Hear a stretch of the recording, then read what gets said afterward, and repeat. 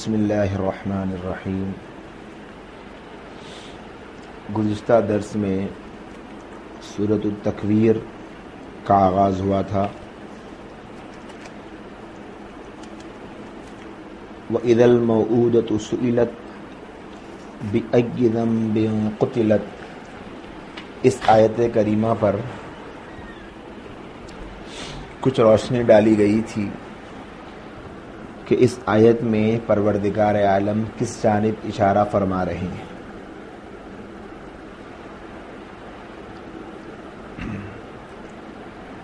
اللہ فرماتے ہیں، اور جب زندہ دفن کی ہوئی لڑکیوں سے پوچھا جائے گا کہ وہ کس قصور پر قتل کی گئی۔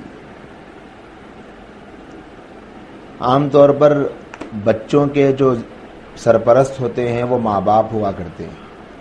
بچے کو کوئی پریشانی آ جاتی ہے، کوئی مصیبت سامنے آ جاتی ہے تو ماں باپ ہی اس بچے کی فکر کرنے والے اور ماں باپ ہی اس کا خیال کرنے والے ہوتے ہیں، اور اگر ماں باپ کی طرف سے نظر انداز کر دیا جائے تو خاندان والے اور رشتہ دار اس بچے کے پرسان حال ہوتے ہیں اور اس کی ضروریات کو پورا کرنے کی فکر کرتے ہیں، اور اگر اہل خاندان بھی نہ ہوں تو پھر معاشرہ ایسے بچوں کی فکر کرتا ہے، ان کی ضروریات کو پورا کرنے کا جذبہ اپنے اندر لے کے جیتا ہے۔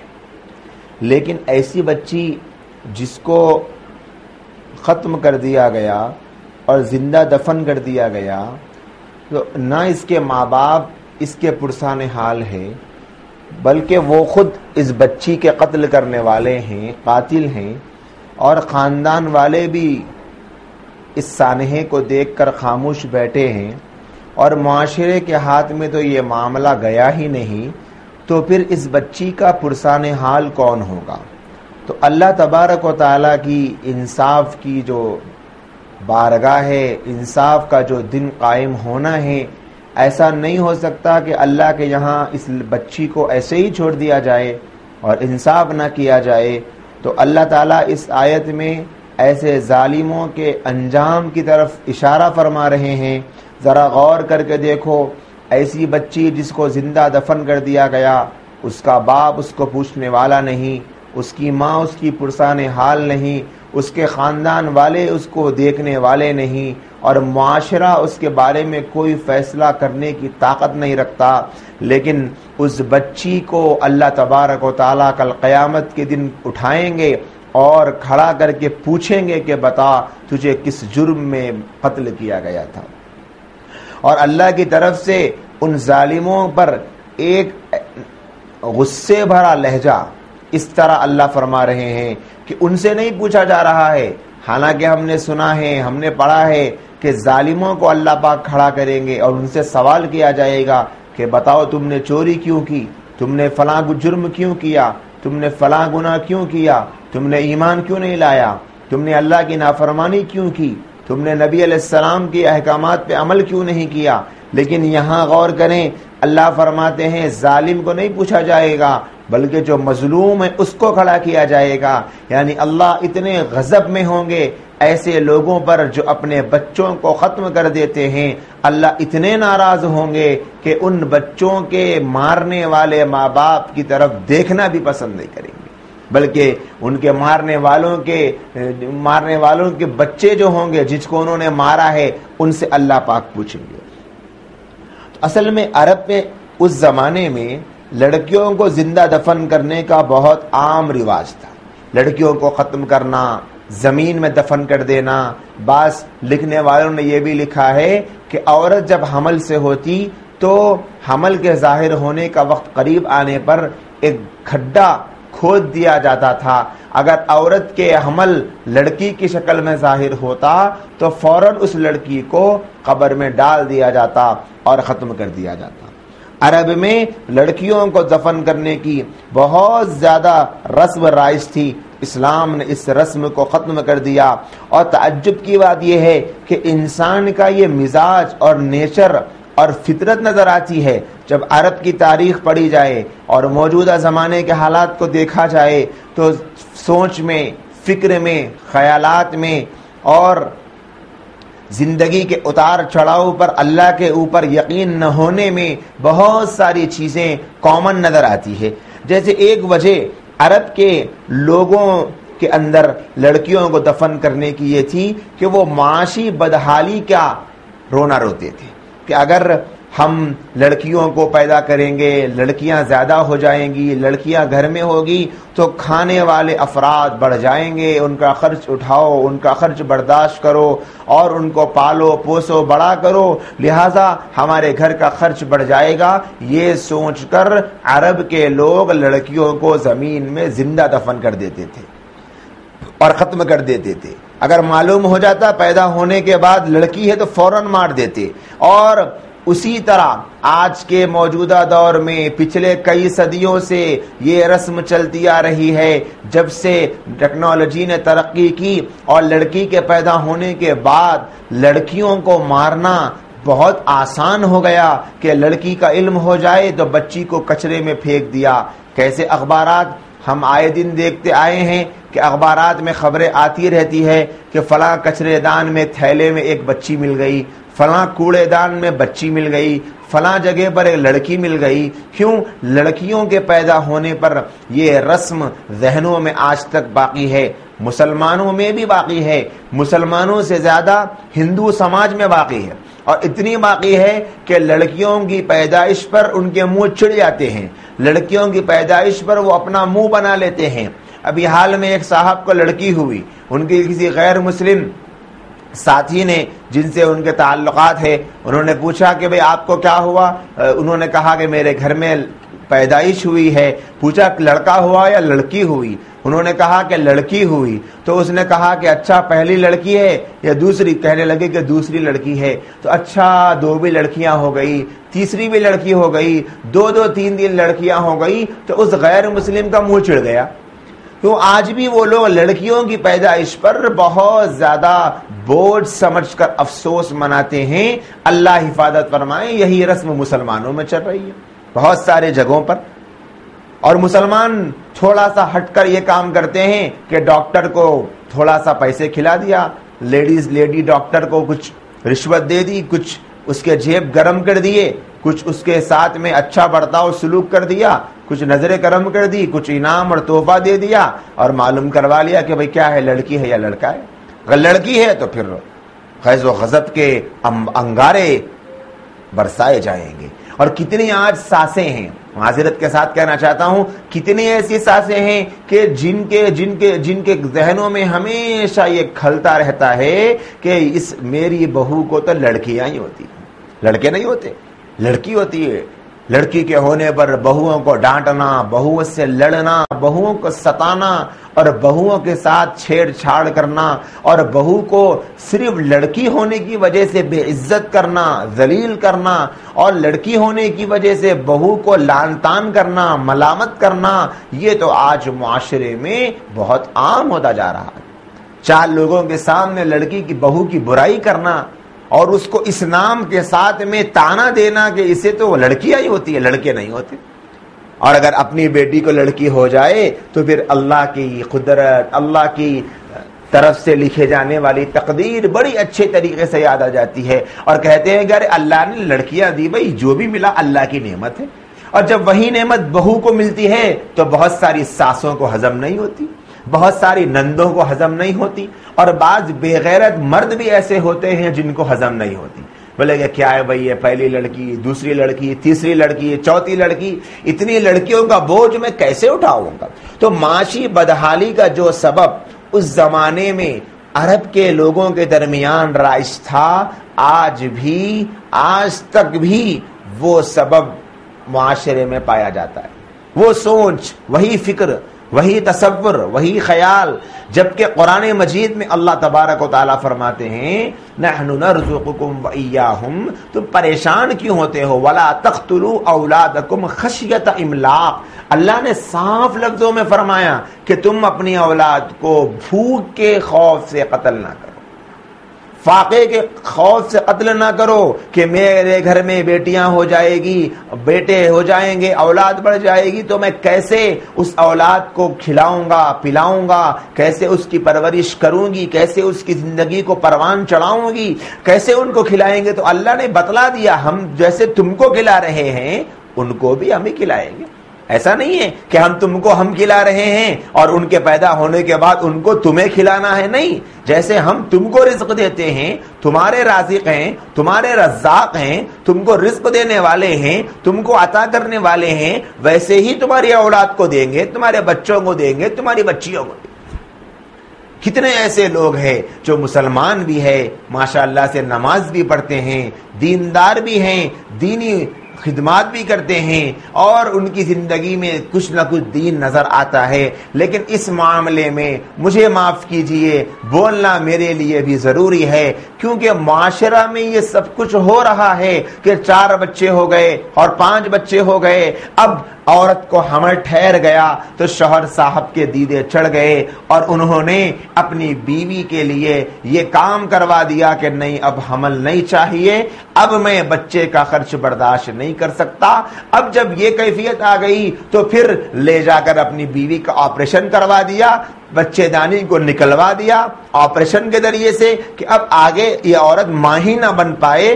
وجہ صرف اور صرف یہ تھی کہ اب میں اپنے بچوں کا خرچ برداشت نہیں کر سکتا۔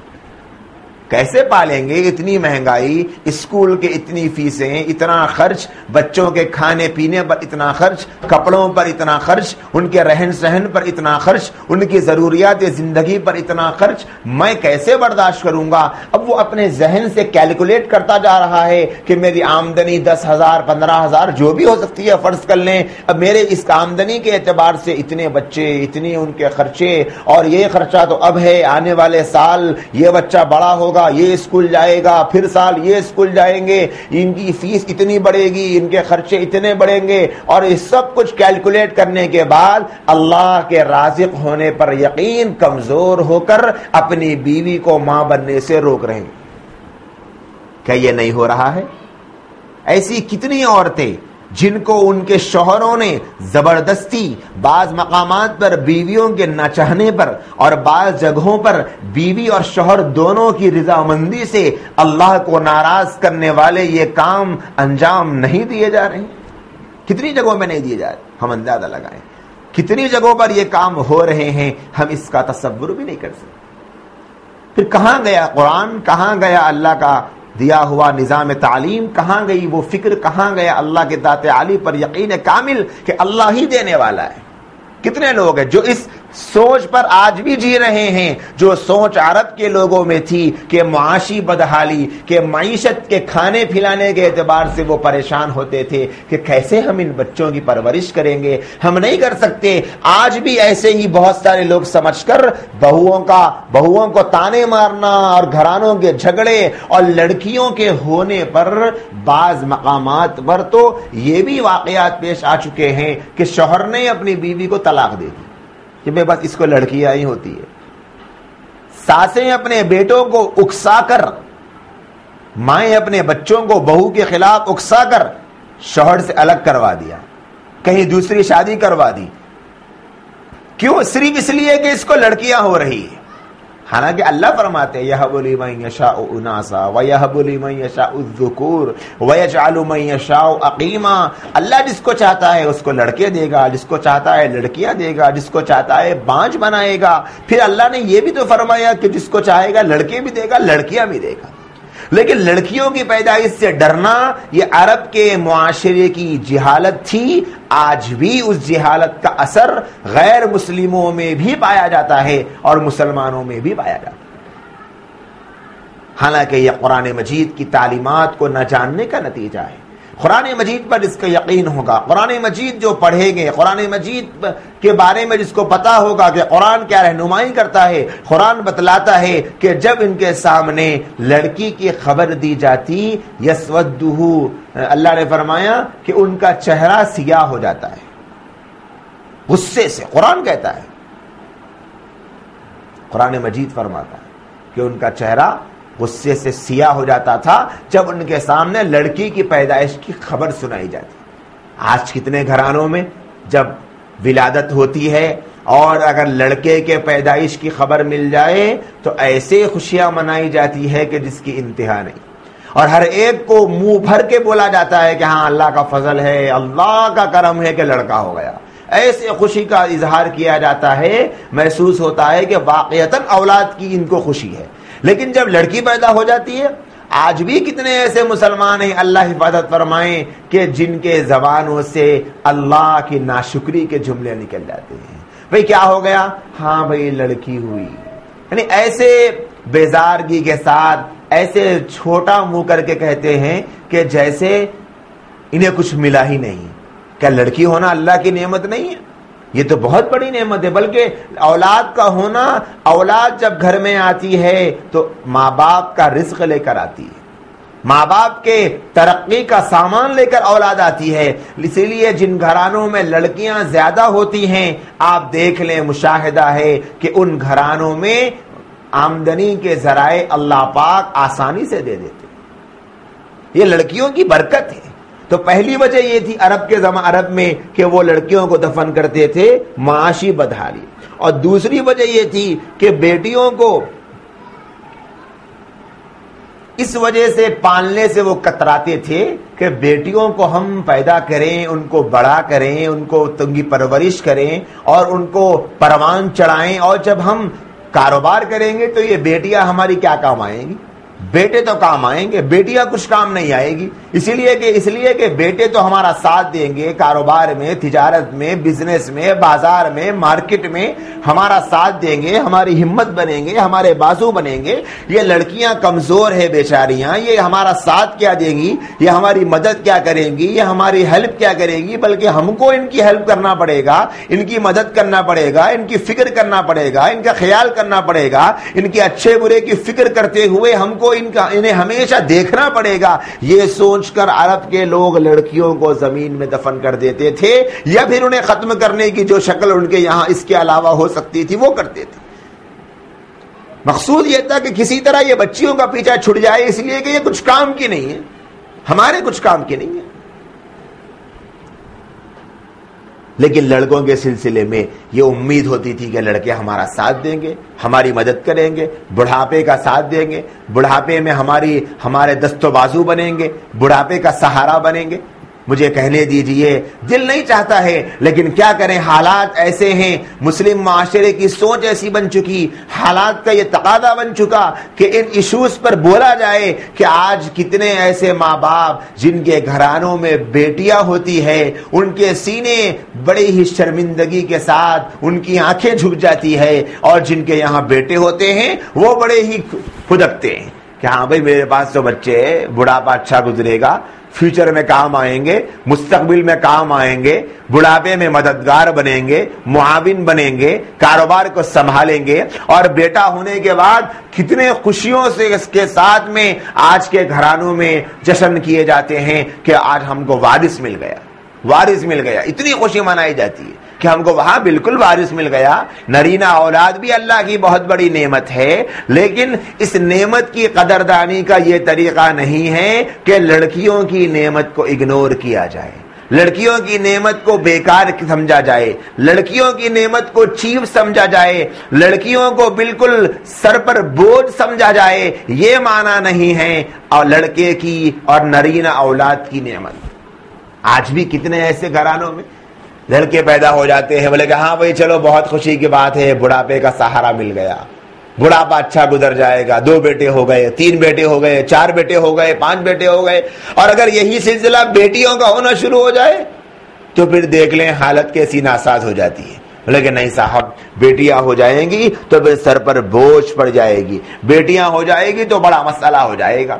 اسی لیے ہم دیکھتے ہیں معاشرے میں کہ لوگوں میں یہ رجحان بڑھتا جا رہا ہے کہ 2 بچوں کے بعد 3 بچوں کے بعد آپریشن کرا دیا جا رہا ہے. کہ اب نہیں، اب بچے نہیں چاہیے. یہ انگریز نے یہ سوچ مسلمانوں میں چھوڑی. ان لوگوں نے کیا کیا کہ اپنے ماننے والوں کو سب سے پہلے یہ کہنا شروع کر دیا کہ دیکھیں اتنے زیادہ بچے پیدا کریں گے تو ان کے خرچ برداشت کرو، ان کو کھلاؤ، ان کو پلاؤ، ان کا بوجھ سنبھالو اور ان کی پرورش کرو، ان کو بڑا کرو اور اپنی ساری محنت کی کمائی ان کے پیچھے لگاؤ. یہ کہاں کی عقل مندی ہے؟ لہذا بچے دو ہی اچھے.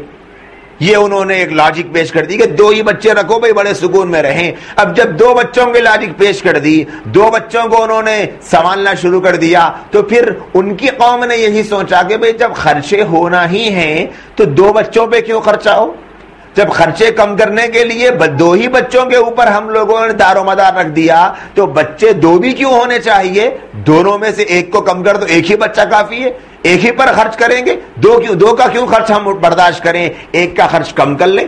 پھر کچھ زمانہ گزرا تو ذہن میں یہ بات آئی لوگوں کے، جب بچوں کو نہ رکھنے کی وجہ یہی ہے کہ خرچ نہ ہو تو ایک پر بھی تو خرچہ ہو رہا ہے، اس پر بھی خرچ نہیں ہونا چاہیے. لہذا بچے نہ ہونا یہی سب سے اچھا ہے. اور اولاد کے ہونے کو ان لوگوں نے سرے سے روکنا شروع کر دیا. انگریز کے پیروں کے نیچے زمین نکلنا شروع ہو گئی. کیوں؟ ان کا جو سارا میجورٹی کا آنکڑا تھا وہ دھیرے دھیرے دھیرے دھیرے لو ہونا شروع ہو گیا کہ اب ان کا فیملی سسٹم تباہ. کیونکہ جب اولاد ہی نہیں ہوگی تو اب وہاں پر لوگ دادا کیسے بنیں گے، نانا کیسے بنیں گے، عورتیں دادی کیسے بنیں گی، نانی کیسے بنیں گی؟ کیوں؟ ان لوگوں نے یہ تصور دیا کہ خرچ بچوں پر کرنا بڑا بوجھ ہے، لہذا خرچ سے بچنے کے لیے بچوں کی پیدائش پہ روک تھام لگا دو اور دو ہی بچے پیدا کرو. جب دو بچے ہو رہے تھے تو لوگوں نے دو کو سے ایک کیا، ایک سے بالکل زیرو پر آ گئے. اب حال یہ ہے کہ ان کے یہاں لوگ اس بات کے عادی ہو گئے کہ ہم کو بچے نہیں چاہیے ہم کو بچے. یہی وجہ ہے کہ آج بھی ہم جانتے ہیں جو انگریز ممالک ہے وہاں پر ویزا بڑی آسانی سے مل جاتی ہے. جتنے ہیں کام کرنے والے یا تو بنگلہ دیش کے ملیں گے یا پھر ہندوستان کے ملیں گے یا پاکستان کے ملیں گے. کیوں بھائی؟ اس لیے کہ ان کے یہاں ان کی پاپولیشن بڑھ ہی نہیں رہی ہے، لہذا وہ پریشان ہیں اپنی پاپولیشن کو دیکھ کر اور اب وہ اس بات کو باور کرانے کی کوشش میں لگے ہیں. اب یہ اعلانات کر رہے ہیں کہ نہیں اپنی نسل بڑھاؤ، نسل نہیں بڑھ رہی ہے، اپنی نسل بڑھاؤ. اسی لیے آپ دیکھ سکتے ہیں امریکہ کی جو فوج ہے، امریکہ کی فوج میں بھی وہ مسلمانوں کو بھرتی کر رہے ہیں. کیوں؟ ان کے یہاں اپنی نسل ہی نہیں رہی ہے. ان لوگوں نے یہ نظریہ جو پیش کیا اس کو قبول کر لیا. اب اس کے بعد اس کو اپنانے کے لیے، ریورس گیئر لینے کے لیے ان کی قوم تیار نہیں ہے. جب ان لوگوں کے ذہن میں یہ بیٹھ گیا کہ خرچ برداشت کرنے کی وجہ سے بوجھ پڑے گا، لہذا بچوں سے بچو، تو اب ان کے ذہن سے یہ بات نکالنا ان کے لیے مشکل ہو گئی. افسوس کے ساتھ کہنا پڑتا ہے وہی نظریہ جو انگریزوں نے چھوڑا تھا آج بہت سارے مسلمان بچوں اور بچیوں کے ذہنوں میں دھیرے دھیرے بڑھتا جا رہا ہے. آج مسلم لڑکیوں کے ذہن میں اولاد کی پیدائش سے بجائے محبت کے نفرت کا ریشو بڑھ رہا ہے اور یہ خیال ہو رہا ہے کہ لڑکی جب ماں بنے گی تو بالکل اس کی صحت خراب ہو جائے گی اور ماں بننے سے یہ نقصانات ہوں گے، لہذا لڑکیوں میں ماں بننے کا ریشو کم ہوتا جا رہا ہے کہ نہیں ماں بنیں گے تو پوری زندگی برباد ہو جائے گی. بچوں کو سنبھالو، بچوں کی پرورش کرو، ان کو پال پوس کر بڑا کرو اور فلاں فلاں فلاں فلاں. یہ سوچ کر ہمارا مسلم معاشرے کا ایک بہت بڑا طبقہ اسی روش پہ جا رہا ہے جو بالکل نقصان ہی نقصان سے بھری ہے. وہ وادیاں ایسی ہیں جو ایک بار وہاں چلا جائے تو پھر لوٹ کے نہیں آ سکتا. جیسے آج وہ پریشان ہیں، اگر مسلم سماج بھی انہی کے روش پہ چلے گا تو آگے چل کر یہ بھی ایسے ہی پریشان ہوگا. اسی وجہ سے قرآن یہ تصور دیتا ہے کہ کھلانے کی پریشانی مت لو، پلانے کی ٹینشن نہ لو. کھلانا اور پلانا اس کی زندگی کو گزارنے کے لیے جیسے سانس دینے والا اللہ ہے، اس کے رزق کا دینے والا بھی اللہ ہے. پریشانی کی کوئی بات نہیں، یہ تصور دیتا ہے اسلام. لیکن عرب معاشرے میں جو چیز تھی کہ بچے ہوں گے تو بیٹے خرچ برداشت کریں گے، بیٹیاں خرچ برداشت نہیں کریں گی، بیٹیوں پر خرچ کرنا پڑے گا. اور اسی طریقے سے خرچ کے ڈر سے آج مغرب میں انگریز نے اسی طریقے سے کیا اور وہ اس کی سزا بھگت رہے ہیں. ایسے ہی حال مسلم سماج میں چل رہا ہے. ایک نوجوان کو ہسپتال کو وہ پہنچا، اس کی بیوی حمل سے تھی، ڈاکٹر نے، نرس نے کچھ دیر بعد جب حمل کا ظہور ہوا، ڈور اوپن کیا، باپ سامنے کھڑا تھا، اس باپ کے ہاتھ میں ایک ننھی سی جان کو تھمایا اور اس نرس نے کہا کہ مبارک ہو، آپ کو بیٹی ہوئی۔ بیٹی کی خبر سنتے ہی بظاہر تو وہ اپنے چہرے سے خوشی کا اظہار کر رہا تھا، لیکن اندر ہی اندر وہ گھٹ رہا تھا، یہ سوچ رہا تھا کہ ہائے مجھے تیسری بیٹی ہو گئی، پھر سے بیٹی میرے نصیب میں آ گئی، کاش اب بیٹا ہوتا تو میرے بڑھاپے کا سہارا بن جاتا، کاش بیٹا ہوتا تو میری ضرورت کا سامان کرنے والا بن جاتا۔ اس کے بعد اس نے دعائیں کرنی شروع کی اور اللہ والوں کے پاس جاتا، دعائیں کرواتا کہ میرے لیے اولاد نرینہ کی دعا کر دیجئے۔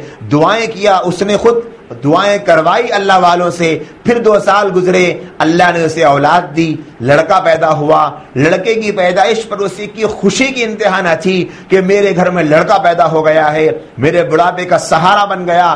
اب وہ آنے والا پورا فیوچر اپنے ذہن و دماغ میں پھرا رہا ہے کہ میرا بچہ میرا ایسے ساتھ دے گا، ایسے ساتھ دے گا، ایسے ساتھ دے گا۔ اور جب لڑکا ہو گیا تو لڑکے کی پرورش میں اور لڑکیوں کی پرورش میں وہ تمیز کرنے لگا، جیسے ہمارے معاشرے میں ہوتا ہے، لڑکیوں کو اگنور کرنے لگا، لڑکے کو بہت کیئر کرنے لگا، لڑکیوں کو بات پر ڈانٹتا، لڑکے کا خیال کرتا، لڑکیوں کی خواہشات کو پورا کرنے کے لیے سوچتا، لڑکے کی ہر تمنا کو پورا کرتا۔ بہرحال وقت گزرتا گیا، پہلی لڑکی بڑی ہو گئی، دوسری بڑی ہو گئی، تیسری جوان ہو گئی، تینوں کا نکاح ہو گیا، وہ اپنے سسرال میں چلی گئی اور وہاں پر اللہ نے انہیں سیٹ کر دیا، بڑے سکون کی زندگی گزار رہی تھی۔ لڑکے کا نکاح کا موقع آیا تو اس کے باپ نے چاند جیسی بہو کو تلاش کیا اور اپنے بیٹے کے لیے لڑکی کا انتخاب کر کے نکاح کر کے لایا۔ اس کا بیٹا بڑی کمپنی میں جاب پر لگ چکا تھا اور بڑے ہی زبردست پوزیشن پر اور مقام پر اس کا بیٹا فائز تھا، آمدنی بڑی اچھی تھی۔ باپ بڑا خوش تھا کہ میرے بیٹے نے وہ مقام حاصل کر لیا جو میں چاہ رہا تھا۔ اب کثرت سے محنت کرنے کی وجہ سے بہت جلد وہ بڑھاپے کی دہلیز پہ قدم رکھ چکا تھا، اس کے گھٹنے درد ہونا شروع ہو چکے تھے، اس کی ہڈیاں اس کا ساتھ دینا چھوڑ چکی تھی، اس کے جوڑ اپنی عاجزی دکھلانا شروع کر چکے تھے اور وہ انتہائی لاچار اور بے بس ہو چکا تھا۔ اور زندگی بھر کی حد سے زیادہ محنت کا صلہ یہ ملا کہ بیماریوں نے اس کو گھیرے میں لے لیا اور بار بار اسے دواخانے کو جانا پڑتا، چیک اپ کروانا پڑتا، ہر مرتبہ بیٹا لے کر جاتا کہ اپنی کبھی ماں کو کبھی باپ کو۔ کافی دن گزر گئے، ایک دن ایسے ہی ہوا کہ ہسپتال کو جانا تھا، بیٹے کے آفس کا ٹائم ہو رہا تھا، بیٹے کو ماں باپ نے کہا کہ بیٹا ہاسپٹل کے لیے جانا ہے اور ہاسپٹل کو لے کر جاؤ۔ بیٹا کمرے سے بہت دیر ہو گئی باہر نہیں آیا تو باپ اور ماں دونوں اپنے کمزور سے بوڑھے قدموں کو لے کر اس کے بیڈ روم کے پاس پہنچ گئے تو دیکھتے ہیں کہ اس کے بیٹے اور بہو کے درمیان کچھ بات چیت ہو رہی ہے۔ جب ماں باپ نے سنا تو اس کی بیوی یعنی ان بوڑھے اور بوڑھی کی بہو کہہ رہی ہے کہ دیکھیے وہ آپ کے ماں باپ ہی تو ہیں، انہوں نے آپ کے لیے کتنا کچھ نہیں کیا تھا، ان کی قربانیوں کا یہ صلہ آپ اتنی ان کے پیچھے محنت کر کے بھی نہیں چکا سکتے، انہیں دواخانہ لے کر چلے جائیں، آپ کو ان کے احسانوں کا صلہ چکانے کی ضرورت ہے۔ تو بیٹا اس کے جواب میں کہتا ہے کہ کب تک میں ان کے پیچھے اپنی زندگی کو لگا دوں، کہ میری اپنی کوئی لائف نہیں، میری اپنی کوئی زندگی نہیں، میرا اپنا کوئی فیچر نہیں، میں اپنی ساری توانائیوں کو ان کے پیچھے صرف کر دوں گا، میں ان کے پیچھے محنت اور خدمت کرنے سے تنگ آ چکا ہوں، بہتر تو یہی ہوگا کہ یہ اللہ کے پاس چلے جائیں اور اس دنیا کو چھوڑ دیں تو میں سکون کی سانس لوں گا، چین کی زندگی میرا مقدر بنے گی۔ جیسے ہی یہ جملے 9 مہینے تک اس بچے کو کوک میں رکھ کر جس ماں نے پالا تھا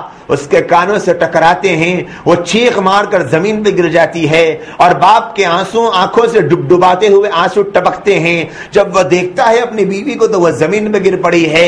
ہسپتال کو لے جایا گیا تو ڈاکٹر نے کہا کہ آپ نے لانے میں بڑی دیر کر دی، آپ کی بیوی اللہ کو پیاری ہو چکی ہے۔ اور وہ باپ بیچارہ اپنی بیوی جو اس کی شریک حیات، اس کے ہر غم میں اس کا ساتھ دینے والی، اس کی ہر ضرورت میں کام آنے والی، اس کے آنسوؤں کو پہنچنے والی اور اس کی مصیبت میں اس کو خوش کرنے والی تھی، اس کی ضرورت اس کے دل کو ہلکا کرنے والی تھی، وہ بیوی چلی گئی۔ باپ بڑا پریشان ہوتا، اس کی زندگی کا چین ختم ہو چکا تھا، جو سپنے اس نے دیکھے تھے اپنے بیٹے کے تعلق سے وہ ختم ہو چکے تھے، لیکن اس کے گھر میں بیٹے کے ساتھ اس کا رہنا اس کی مجبوری تھی۔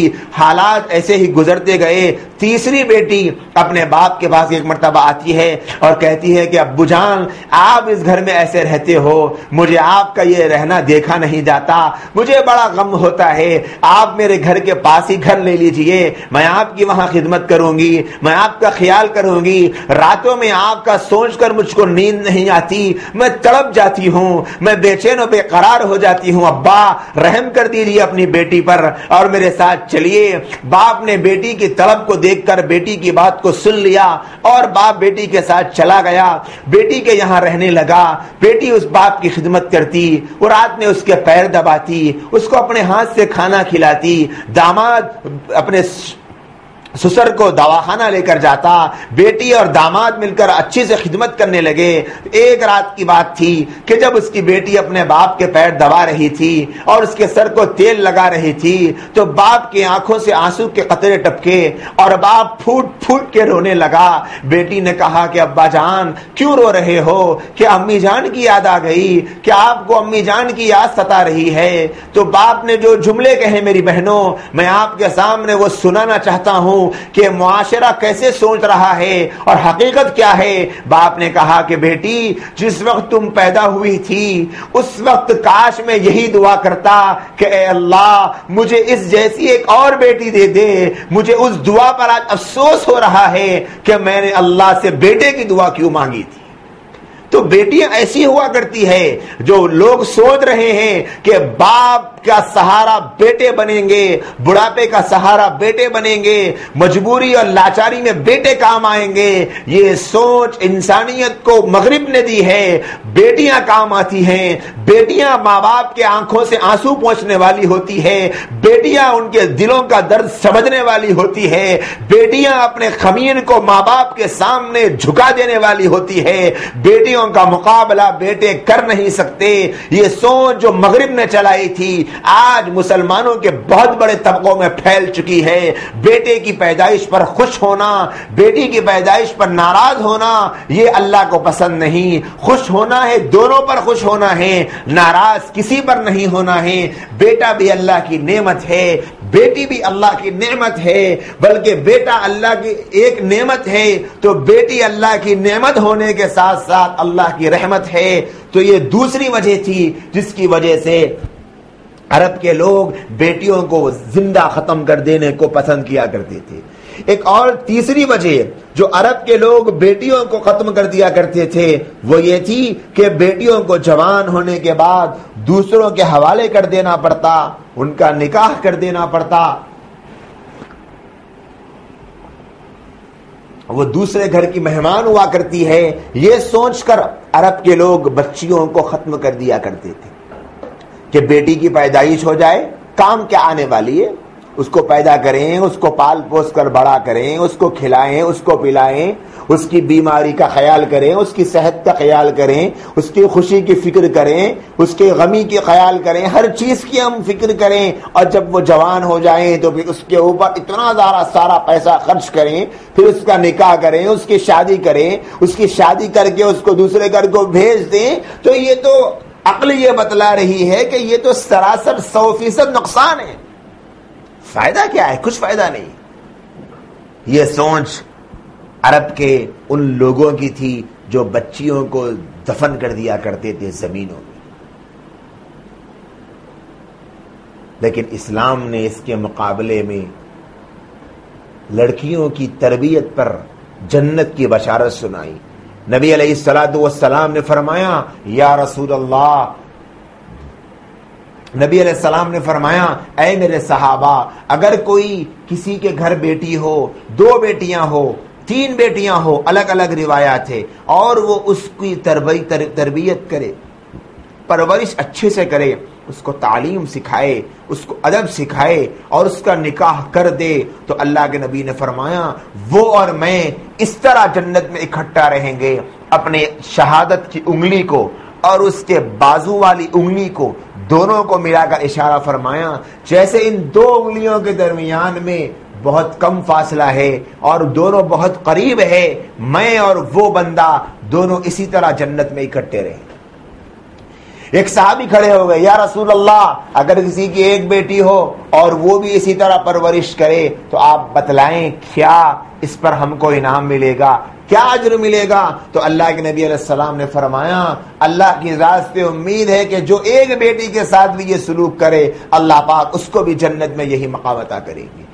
تو جو لوگ بیٹی کی پیدائش کو اس وجہ سے معیوب سمجھتے تھے، مار ڈالنے کو اپنی عزت سمجھتے تھے کہ بیٹی کی شادی کر کے خرچ برداشت کر کے کوئی فائدہ حاصل ہونے والا نہیں ہے، تو نبی علیہ السلام نے اخروی فائدہ جنت اور جنت کی نعمت سے بڑا فائدہ نبی علیہ السلام کی معیت کو بتلایا کہ جسے نبی کا ساتھ نصیب ہو جائے، بتائیں اس سے بڑا بھی کوئی انعام مل سکتا ہے؟ آپ نے نمازوں پر انعام سنا ہوگا، آپ نے تلاوت قرآن پر انعام سنا ہوگا، آپ نے جنت کے مجدے جہاد کے میں تلواروں کے چلانے پر سنے ہوں گے۔ واقعتاً نماز کا پڑھنا بہت بڑا ثواب کا کام ہے، واقعتاً تلاوت قرآن بہت بڑا ثواب کا کام ہے، حقیقت میں جہاد کرنا بہت بڑا ثواب کا کام ہے اور جنت میں لے جانے والا عمل ہے، اس میں کوئی شک نہیں ہے۔ لیکن نبی علیہ السلام جیسی رغبت بیٹی کی پیدائش پر بتلانا چاہتے ہیں اپنے اس ارشاد سے کہ میں اس کے ساتھ جنت میں رہوں گا، اللہ پاک میرے ساتھ میں اس بندے کو جنت میں رکھے گا۔ آپ سوچیں ایسی بشارت کسی اور عمل پہ ہم کو ملی ہے جیسی اس موقع پہ نبی علیہ السلام بتلا رہے ہیں؟ اور بھی مواقع پر نبی علیہ السلام نے ایسے بشارتیں سنائی ہو، لیکن یہ جو اہم عبادات ہیں، نماز ہے، تلاوت قرآن ہے، ذکر و اذکار ہے، حج بیت اللہ ہے، ادائیگی زکوٰۃ ہے اور اسی طرح جہاد ہے، جیسے ان پر انعامات ہیں، اس کے مقابلے میں بیٹی کی پیدائش پر کتنا بڑا انعام اللہ کے نبی نے بیان فرمایا کہ نبی علیہ السلام کا پڑوس، جو امتی ہمیشہ نبی علیہ السلام کے دیدار کے لیے بے چین ہو، جو امتی آقا کی چہرے انور کو دیکھنے کے لیے بےتاب ہو، جو امتی آج تک حسرت میں ہیں کہ کاش ہمیں بھی ایک مرتبہ آقا کا دیدار ہو جاتا، جب بے چینی بڑھ جاتی ہے، جب یاد ستاتی ہے نبی کی تو چلے جاتے ہیں روضہ رسول پر اور آپ کی سنہری جالی اور گنبد خضرا کے سائے میں کھڑے ہو کر آقا دو جہاں پر سلام بھیج کر اپنے دل کی تمناؤں کو پورا کرنے کی ایک ہلکی سی کوشش کر لیتے ہیں کہ نبی کا دیدار تو ہم نہیں کر پائے، کم از کم روضہ رسول پر حاضری دے کر آقا کی خدمت میں سلام عرض کر دیں گے، اس نبی کا ساتھ جنت میں مل جائے، کتنی بڑی بشارت ہے۔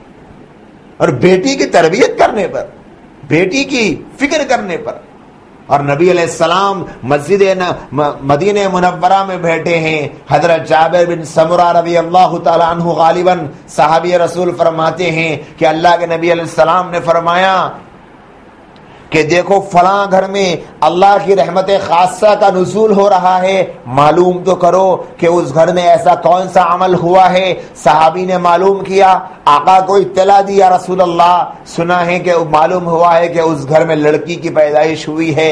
اللہ کے نبی نے فرمایا کہ لڑکی کی پیدائش ہی سبب ہے کہ اللہ نے رحمت خاصہ کا نزول اس گھر میں فرمایا۔ یہ انعام اور یہ مقام اور یہ اجر اور اللہ کی طرف سے رحمتوں کا نزول بیٹی کی پیدائش پر بیان فرمایا، اور اسی بیٹی کے نکاح کرنے کو بوجھ سمجھا جاتا ہے۔ افسوس کے ساتھ مجھے کہنا پڑ رہا ہے کہ آج بھی کتنے ایسے لوگ ہیں کہ بیٹی کی پیدائش ہونے پر فوراً یہ ان کے ذہن میں خیال آ کر ان کو ستاتا ہے، ان کو کچوکے لگاتا ہے کہ 2 بیٹیاں 3 بیٹیاں ہو گئی، ان کا نکاح کیسے کرو گے، شادی کا خرچ کیسے برداشت کرو گے، کہ لاکھوں روپیہ تمہیں شادی کے لیے لگانا پڑے گا، 5 لاکھ 6 لاکھ، مارکیٹ میں تو 10 لاکھ کا رینج اب چل رہا ہے، 10 لاکھ روپیہ ایک بیٹی کے لیے، 3 بیٹیاں ہو گئی 30 لاکھ روپئے کہاں سے لاؤ گے؟ اگر تم نے ابھی آپریشن نہیں کروایا اور ابھی لڑکیوں کی پیدائش کا سلسلہ نہیں روکا، ایک اور لڑکی ہو گئی تو سوچو 10 لاکھ خرچہ اور بڑھ جائے گا۔ کیسے تم اتنا خرچ برداشت کرو گے؟ تمہاری آمدنی تو دیکھو، تمہارا ذریعہ آمدنی تو غور کر لو ایک مرتبہ، کہاں سے لاؤ گے؟ قرض لو گے، قرض پھیڑو گے کب؟ تمہارا بڑھاپا اسی میں آ جائے گا کہ تم اپنی بچیوں کی شادی کر لو۔ لہذا یہ کام کر لو کہ اپنی بیوی کو ماں بننے سے روکو۔ اور میں آپ کے سامنے ایک بات کہتا چلوں، اگر معلوم ہو جائے ان سب کو جو لڑکیوں کی پیدائش پر پابندی لگا رہے ہیں یا پھر اپنی بیویوں کو ماں بننے سے روک دیتے ہیں، اگر انہیں یہ پتا چل جائے کہ لڑکیاں نہیں ہوگی لڑکے ہوں گے، لڑکیاں نہیں ہوں گی لڑکے ہو جائیں گے، یعنی لڑکے ہی لڑکے ہوں گے، تو پھر کوئی آپریشن نہیں کروائیں گے۔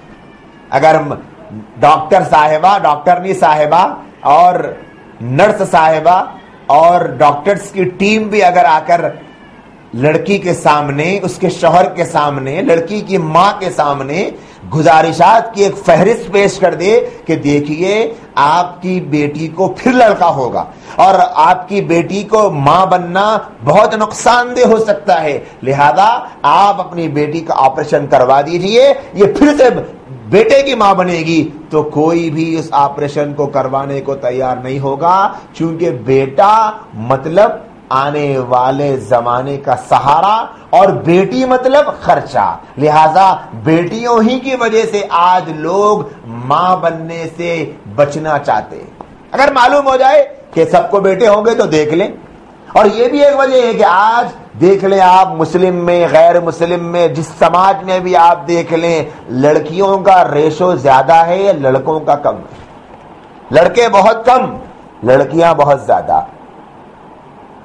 نکاح کرنے کے لیے لڑکیوں کی تعداد بھری پڑی ہے اور لڑکے ان کے مقابل میں کم نظر آتے ہیں۔ وجہ یہی ہے کہ پہلی بیٹی ہوئی، دوسری بیٹی ہوئی، تیسرا بیٹا ہوا، اب سوچا بیٹھ کر ماں باپ نے کہ دیکھو 2 بیٹیاں ہو گئی، بیٹا ہو گیا، اب پھر اگر بیٹی ہو جائے بس ہے، اسی پر ہم خوش ہیں، ایک بیٹا بھی آ گیا، وارث مل گیا، 2 بیٹیاں ہو گئی، ٹھیک ہے روک دو، 2 بیٹیاں ہو گئی تو بیٹا 1 ہو گیا، بیٹیاں 2 ہو گئی، کسی کو 3 بیٹیاں ہو گئی، پھر 1 بیٹا ہو گیا، تو انہوں نے سوچا کہ بس ہے، اب اگر اب نہیں روکیں گے تو ہو سکتا 4تھی بیٹی ہو جائے گی، یہ سوچ کر ایک بیٹے کے بعد روک دیے، ایک بیٹے کے بعد روک دیے۔ یہی وجہ ہے کہ بیٹیوں کا ریشو بڑھتا چلا گیا، بیٹوں کا ریشو کم ہو گیا۔ اور ہم دیکھ رہے ہیں کہ نکاح کے لیے پریشانیاں ہو رہی ہیں۔ تو میری عزیز بہنوں، اسلام یہ درس دیتا ہے کہ لڑکی کا نکاح اگر کریں گے تو نبی علیہ السلام کی رفاقت نصیب ہوگی جنت میں، اس سے بڑا اور کیا مقام ہو سکتا ہے؟ اور دوسری بات میں آپ کے سامنے یہ عرض کر دوں کہ خرچ کا جو مسئلہ ہے، خرچ کے سلسلے میں جو پریشان ہوتے ہیں ماں باپ، خرچ کے سلسلے میں اگر اللہ کی ذات پر بھروسہ ہوگا تو پریشانی قریب بھی نہیں آئے گی۔ اور جن لوگوں نے بھروسہ کیا اور کر رہے ہیں ان کی زندگیاں دیکھ لیں کہ کسی کے گھر میں 7 بیٹیاں ہیں اور ماشاءاللہ سے 4 بیٹیوں کا نکاح اللہ ایسے مدد کر کے کروا رہے ہیں کہ وہم و گمان میں نہیں تھا کہ کیسے ان کی بیٹیوں کا نکاح ہو سکتا ہے، کیسے ان کی بیٹیاں گھروں سے اٹھے گی، لیکن اللہ نے کر دیا۔ پورے خاندان میں اس گھرانے پر لوگ رحم کی، کرم کی نظر سے دیکھتے تھے کہ اس بیچارے کا کیا ہوگا، اس کو تو 5 بیٹیاں ہیں، اس کو تو 7 بیٹیاں ہیں، اس کو تو 9 بیٹیاں ہیں، پتہ نہیں کیسے گھر سے اٹھیں گی۔ لیکن اللہ دکھلا رہا ہے، پہلی بیٹی کا ہو گیا، بڑے آسانی سے اللہ نے کر دیا۔ ایسا گھرانہ مل گیا کہ جنہوں نے بہت کم خرچ میں لڑکی کی شرافت کو دیکھ کر نکاح کر لیا، خاندان کے لوگ، معاشرے کے لوگ، بستی کے لوگ، سوسائٹی کے لوگ چھیمی گوئی کرتے رہ گئے کہ یہ کیا ہو گیا، دیکھیں واہ واہ کیسے مل گیا، چلو ایک بیٹی جو ہو گئی دوسری کیسے اٹھے گی۔ اب دوسری کا نمبر آیا تو اللہ پاک نے مدد کر دی، دوسری کو پہلی سے اچھا شوہر مل گیا، دوسری کو پہلی سے اچھا سسرال مل گیا، اللہ پاک نے مدد کی، دوسری کو پہلی سے زیادہ کم خرچ میں اللہ پاک نے رخصت کر دیا۔ لوگوں نے پھر کہا کہ دیکھیں تیسری کا کیا ہوتا ہے، پہلی تو ہو گئی، دوسری ہو گئی، تیسری کیا ہوتی ہے؟ اللہ نے تیسری کا انتظام دونوں سے بہتر کر دیا۔ کہ ایسا مالدار گھرانہ، ایسا بہترین گھرانہ کہ اللہ کی مددیں آ گئی اور اللہ نے ایسا رشتہ لا کر سامنے کھڑا کر دیا کہ اللہ کی طرف سے لگتا ہے غیبی مدد ہے. ہو رہا ہے. کیوں؟ کیونکہ ان کو یقین یہی ہے کہ بھئی جو اللہ دیا ہے بس وہی اللہ خرچ بھی اٹھا لے گا. ہمیں پریشان ہونے کی ضرورت نہیں ہے، ہمیں ٹینشن لینے کی ضرورت نہیں ہے. جب اللہ بیٹیاں دے رہا ہے تو پریشان ہم کیوں ہو؟ جب اللہ کا وعدہ ہے وَمَا مِن دَابَّةٍ فِي الْأَرْضِ إِلَّا عَلَى اللَّهِ رِزْقُهَا، زمین پر کوئی چوپایا ایسا نہیں جس کا رزق کا ذمہ اللہ کے اوپر نہ ہو. یہ تو انسان ہے، یہ تو انسان ہے. کوئی ایسا نہیں زمین پر چلنے والا جو جانور ہو اس کا اللہ کے ذمے ہے، تو انسانوں کا بھی اللہ کے ذمے ہے. اللہ کرنے کا، اللہ رزاق ہے، اللہ کھلانے والا ہے. اور اللہ نے اعلان کر دیا صاف کہ ہم تم کو کھلائے، تمہارے بچوں کو بھی ہم کھلائیں گے. پریشان ہونے کی کیا بات ہے؟ تو یہ تیسری وجہ ہے، وجہ تھی عرب کے لوگوں کے پاس جس کی وجہ سے وہ بچیوں کو ختم کر دیا کرتے تھے. وہی وجہ آج بھی معاشرے کے بہت سارے طبقات میں پائی جاتی ہے کہ بیٹیوں کے ساتھ یہ سلوک کیا جاتا ہے، بیٹیوں کے ساتھ اس طریقے سے ظالمانہ برتاؤ کیا جاتا ہے کہ ان کے نکاح کا سوچ کر ان کو ختم کر دیا جاتا ہے، یا پھر ان کی پیدائش پر رویا جاتا ہے، یا پھر روک دیا جاتا ہے ان کے آنے کے راستوں کو کہ نہیں اب ہم بند کروا دیں گے تاکہ لڑکیاں ہی نہ ہو. ڈاؤٹ میں ہے، پتہ نہیں لڑکی ہو جائے تو کیا ہوگا. اور بہت سارے تو الٹرا ساؤنڈ کے ذریعے سے معلوم کر کے ختم کروا دیتے. اگر بیٹی ہے ریجیکٹ کر دو، بیٹا ہے آنے دو. کیوں؟ اس لیے کہ بیٹی آئے گی تو پھر خرچے کون برداشت کریں گے.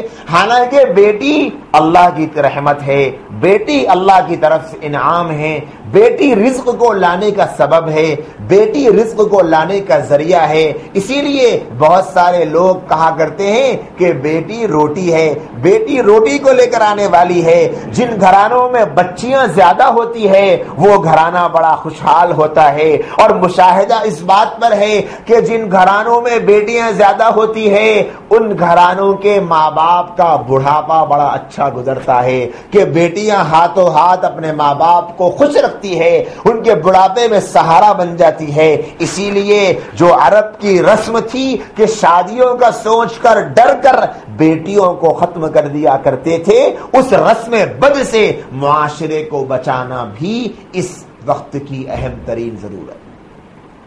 اس کا الٹرنیٹ نبی علیہ السلام نے بتلایا کہ تم یہ سمجھ کر کہ کچھ نہیں ملنے والا ہے، بیٹیوں کو ختم نہ کرو، نہ پیٹ میں ختم کرو، نہ پیدائش کے بعد ختم کرو، نہ ان کے آنے پر بند لگا دو، بلکہ سن لو اگر تم نے اپنی بیٹی کی صحیح تربیت کی، صحیح اس کو تعلیم دی اور اس کا نکاح کر دیا تو کل جنت میں میرے ساتھ میں تم کو رکھنے کی ضمانت دیتا ہوں کہ اللہ تم کو میرے ساتھ رکھے.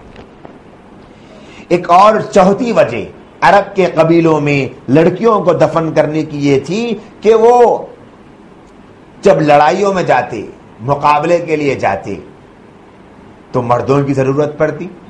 لڑائی ہوتی، جھگڑا ہوتا، مقابلہ ہوتا، جنگ ہوتی اور اس میں جنگجو پہلوانوں کی ضرورت پڑتی. لیکن لڑکیاں تو لڑائی کے لیے کام نہ آتی، بلکہ وہاں پر ان کی حفاظت کرنا پڑتا، ان کو محفوظ رکھنا پڑتا، ان کو سیف رکھنا پڑتا. اور اگر اتفاق سے یہ جنگ میں مارے جائیں یا پھر ہار جائیں یا زخمی ہو جائیں اور دشمن لڑکیوں کو پکڑ کے لے کر چلا جائے، اغوا کر لے، لڑکیوں کو لے جا کر باندھی بنا لیتے یا پھر بازار میں بیچ دیتے تو رسوائی ہوتی، ذلت ہوتی. یہ سوچ کر بھی لڑکیوں کو ختم کر دیتے کہ بھئی یہ ہمارا نام خراب کر دے گی، یہ ہم کو رسوا کر دے گی، یہ ہم کو ایسا کر دے گی، یہ ہم کو فلاں کر دے گی. لیکن اللہ کے نبی صلی اللہ علیہ وآلہ وسلم جب آئے تو بیٹی کا مقام بتایا، بیٹی کا مرتبہ بتایا، بیٹی کی عظمت بتلائی، بیٹی کی حیثیت بتلائی. اور قرآن نے اور حدیث نے اور اسلام نے عورت کا مقام و مرتبہ بتلا دیا کہ اگر آپ کے گھر میں بیٹی ہو، جنگ میں لے جانے کے وہ کام نہ آتی ہو، جنگ میں اگر آپ کو لے جانے کے بعد قیدی بن جانے کا یا پھر بازار میں بیچ دیے جانے کا غم ستاتا ہے اور شرم کی وجہ سے تم بچیوں کو مار دیتے ہو، تو سن لو کہ بیٹیاں تو گھر کے کام کاج کو سنبھالنے کے لیے ہے، گھر کے انتظامی امور کو سنبھالنے کے لیے ہے۔ بیٹیاں تو گھر کی ملکہ ہیں، گھر کی یہ رانی ہیں، ان کے ہاتھ میں گھر کا سسٹم ہے۔ اگر بیٹیاں ہوگی تو انہیں گھر کے باہر نکلنے کی ضرورت نہیں ہے، باپ ان کا محافظ ہے، باپ ان کا سیکیورٹی گارڈ ہے، باپ کے ذمے یہ لگا دیا ہے اللہ نے کہ یہ ان کی حفاظت کرے۔ بہن ہے تو بھائی محافظ ہے، شوہر ہے بیوی ہے تو شوہر محافظ ہے، اور اگر بہن ہے تو بھائی محافظ ہے، بھائی ہے، باپ ہے، شوہر ہے، بیٹا ہے، ماں ہے تو بیٹا محافظ ہے۔ یہ چار رشتے بتلا دیے، چاروں کا مقام دے دیا، چاروں کا مرتبہ بتلا دیا، بیٹی کی اہمیت کو بتلایا، بیٹی کی عظمت کو بتلایا، بیٹی کے مقام کو بتلایا کہ اللہ کے نبی صلی اللہ علیہ وآلہ وسلم کے سامنے ایک صحابی تشریف لائے۔ سنن دارمی کی روایت ہے کہ اللہ کے نبی علیہ الصلوۃ والسلام کے سامنے آ کر عرض کیا، یا رسول اللہ میری ایک بیٹی تھی، میں آپ کو جاہلیت کا واقعہ سنانا چاہتا ہوں۔ میں اپنی بیٹی کو پسند نہیں کرتا تھا، ایک مرتبہ میں اپنی بیٹی کو لے کر گیا اپنے ساتھ اور کھڈا کھودا، اور کھود کر میں نے اپنی بیٹی کو اس کھڈے میں ڈال دیا، اس کے اوپر مٹی ڈال رہا تھا۔ تو یا رسول اللہ آپ کو پتا ہے میری بیٹی کیا کہہ رہی تھی کہ ابو آپ کے چہرے پر مٹی گر رہی ہے، اور میری داڑھی میں سے مٹی کو صاف کر رہی تھی، میرے چہرے سے مٹی کو ہٹا رہی تھی۔ اللہ کے نبی علیہ الصلوۃ والسلام نے یہ سنا تو اللہ کے نبی کی آنکھوں سے زار و قطار آنسو بہ پڑے۔ صحابی نے کہا، اے میرے صحابی بھائی، آپ نے تو اللہ کے رسول کو غمزدہ کر دیا، لیکن نبی علیہ السلام نے فرمایا کہ بتاؤ تم اپنا واقعہ سناؤ۔ انہوں نے کہا، یا رسول اللہ میں نے اپنی بیٹی کی کچھ نہ سنی، میں نے مٹی اس کے اوپر ڈال دی اور اس کو زمین میں نے دفن کر دیا، اور دفن کر کر میں خوش ہوا تھا کہ اللہ میرے اس گناہ کو معاف کرے گا۔ اللہ کے نبی نے فرمایا کہ اسلام کا لانا تمہارے لیے تمام پچھلے گناہوں کو معاف کرنے والا ہے۔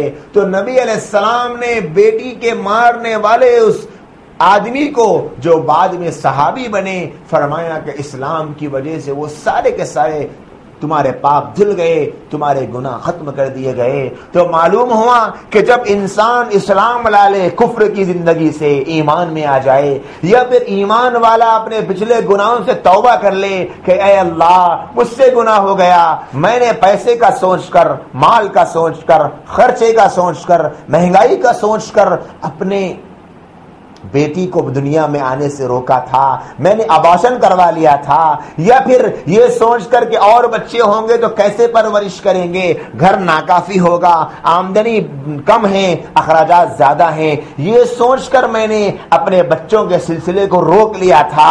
تو اللہ کے سامنے گڑ گڑا کر جب دعائیں کریں گے کہ اے اللہ میرے اس گناہ کو معاف کر دیں، میرے اس جرم کو معاف کر دیں، اور جرم کی تعافی کیا ہو، میں آپ کو ایک حدیث سنا دیتا ہوں کہ طبرانی کی روایت ہے، ایک صحابی رسول آئے اللہ کے نبی صلی اللہ علیہ وسلم کے پاس اور کہنے لگے، یا رسول اللہ میں مسلمان نہیں تھا، میں کافر تھا، اور لوگ میرے سامنے بچیوں کو زمینوں میں دفن کیا کر دیتے تھے، لیکن ان کا عمل دیکھ کر مجھے بڑا دکھ ہوتا تھا، مجھے تکلیف ہوتی تھی، ان کے اس عمل کو دیکھ کر مجھے ناگواری ہوتی تھی، تو میں ان بچیوں کو جا کر بچاتا تھا۔ ایک باپ اپنی بیٹی کو دفن کر رہا ہے، میں چلا جاتا کہ بتلاؤ تم اس بچی کو کیوں ختم کر رہے ہو، کیا خرچ برداشت نہیں کر سکتے؟ تو میں کہتا کہ ٹھیک ہے میں اس بچی کو خرید لیتا ہوں، تم مجھے یہ بچی بیچ ڈالو، یہ لو 2 اونٹوں کے بدلے میں اس بچی کو میں خرید لیتا ہوں، تم مجھے فروخت کر دو۔ اور وہ باپ مجھے فروخت کر دیتا۔